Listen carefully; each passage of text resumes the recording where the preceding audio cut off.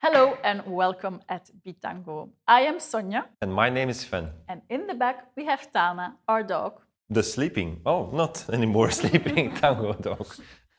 So welcome again in one of our explanatory videos, and today we will be discussing the changes of weight or cambio de peso. Exactly. Now, we have a few different types of changes of weight, and the idea is that also the leader is transmitting this information throughout the leading to the partner. So the follower should also be able to follow these changes of weight.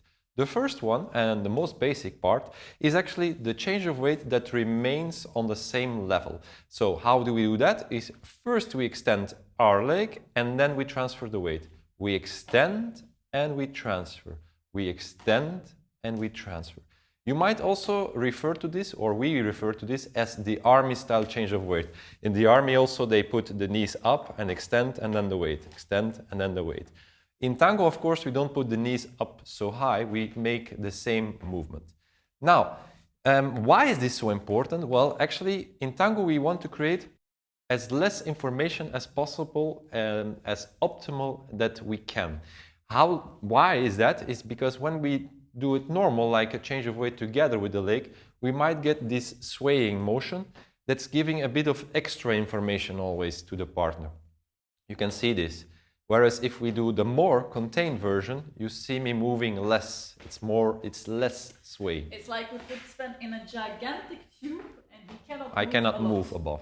Exactly. Now, you might also notice our feet. They are close together and it has a reason.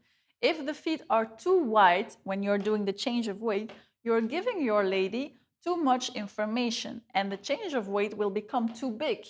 So in the beginning, in the starting position, always have them joined together so that your information becomes as optimal as possible. Exactly. And make sure that they are parallel and not in a V shape, because the V shape will do exactly the same thing. It will add information, unnecessary information, and open also the legs inside your hip. Please close them, keep them closed.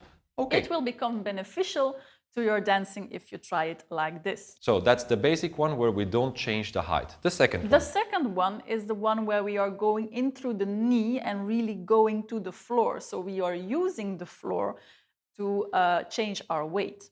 So we are actually doing, the minute we are bringing it onto the floor, our feet, we go down into the floor and we bend the knee. And again, bend the knee. Into the floor. And it's important when you go into the floor that, like in the posture video we explained, your shoulders, heart position, pelvis position, they are in the same line so that you don't change it too much in forward position or in a backward position when you're bending your knee. Exactly. Now, when we are going up and down, normally we never do this like in Tango where we change down from one leg to another. Then we would use the normal one. But we do this in case that we want to lead a more dynamic movement or a bigger step. So we do one change of weight down into the floor, and then we would make, for example, a forward step. So we would not be going, of course, to another change of weight by going down. That would be rather pointless. Okay, now there is a third one, and the third one is, the second one was down.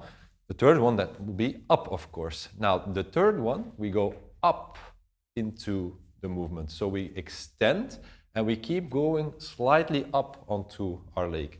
Slightly up. Of course, again here, it's no point doing that always. It's just to create once in a while a movement like, for example, a boleo for the partner.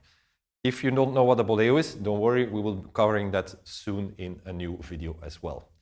So the fourth one that we would like to explain to you is actually when you're changing the weight, you can also go forward to your foot or backward to your foot, depending on what the leader wants to create as a step. So in my case, as a follower, if I get a change of weight to my left and the leader brings me on the front of my foot, so the ball of my foot, which is this part here, it's actually his idea to go into a backward motion. That's his willingness there. He wants to go with me. So when he's changing the weight and he brings me forward onto the ball of my feet, immediately this one frees up. This leg frees up and I can go in a back step. Exactly. And we do the opposite there in this case. So for example, we are changing the weight and I put the change of weight and I go backwards, which will make her go forward and which will allow me to make an easy forward step or an easy back step. In that case, he went actually onto his heel a little bit backward. Exactly. Now pay attention because there are two common mistakes when we change the weight.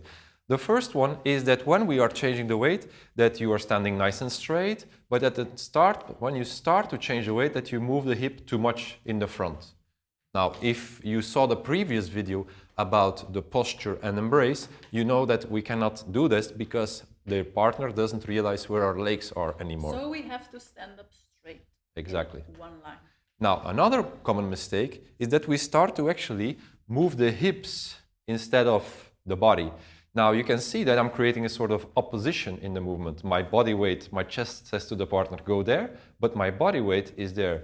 So this is a kind of movement that we try to avoid in tango because otherwise she cannot feel what we want. This is something we see a lot in live classes when people first try tango and they think changing of weight is happening in the hip, where it's actually happening in the feet. There might be some exception, of course.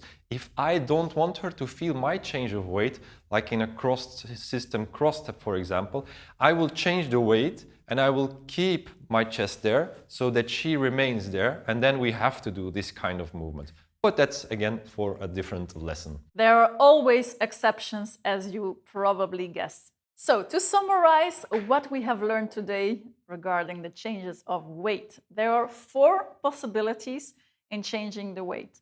The first one was the army style. Where we keep the same level.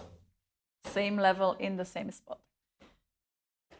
The second one, we went down into the floor, more into the knee. In order to create a more dynamic movement or a slower movement is also possible. Many possibilities are there. In the third one, we could choose where the leader brings us onto the forward part of the feet or where he chooses to go more on the backward part of the feet to create the forward stepping for him, the backward stepping for me. That was actually the fourth one. The third one is where we went up onto the leg in order to create, for example, a boleo or an adorno of the partner. Yes, thank you, Sven, for helping me out. So that's about it. We hope you enjoyed it and we hope to see you soon for another video. Thank you very much and see you next time.